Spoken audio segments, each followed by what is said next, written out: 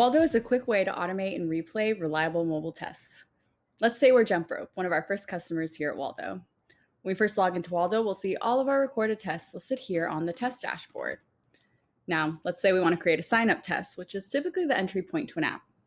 We'll select the build that we want to create a test from, and here we have the option to chain tests together to create a dependency. We'd simply drag it over to the right-hand side, but since this is our first test, let's just initiate a brand new launch. When preparing the device, we're resetting things like permission modals and making sure that the device behaves like it's the first time it's running the app. As you can see, the application is launched on the device screen here at the right side of the recorder. We'll just interact with the screen the same way we would if we were holding a real device in our hand. Waldo understands how the screens are structured and the logic that connects them together. Now, since we're doing a signing up flow, we'll need a unique email each time. To do this, we'll create a variable. We'll just name it, send the text, and now the next time we run this test, a new email will be generated on the fly to avoid reusing an email that's already known by the backend.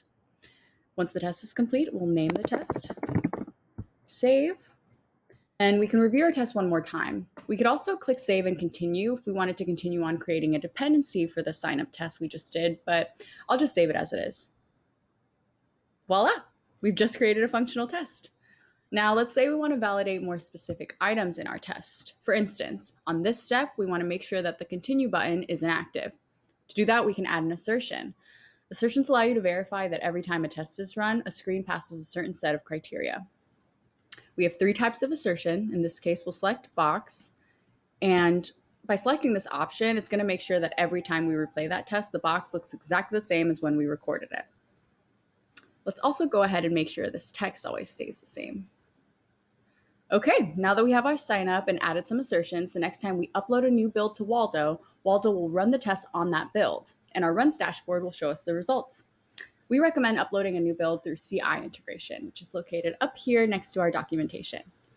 Now, when we get to the runs page, we'll see a list of our runs with our most recent here at the top. And we're able to quickly identify those with errors because they're marked in red. Remember, the goal here at Waldo is to help you easily identify where each test isn't working and what you can do to bring your test from the red back to the green. So let's click here. Looks like we can see that our flows are successful. Waldo was able to reproduce our test suite on our new build and on multiple device configurations. But let's check out a failed run. On the left-hand side, we can see that Waldo shows us a list of issues that need our attention. We also have a visual so our teammates can easily attempt to reproduce it. Now, let's walk through a few scenarios where our tests have some issues. For instance, here it looks like an assertion failed on this step. On the left, we can see what was recorded at the source as the source of truth, and here you can see what happened in the new version. Waldo was able to detect that the text doesn't really line up, but what's great is we can easily fix the assertion directly from the failed run. And in this case, Waldo has even predetermined the text for us, so we just have to save it, and that test will now pass.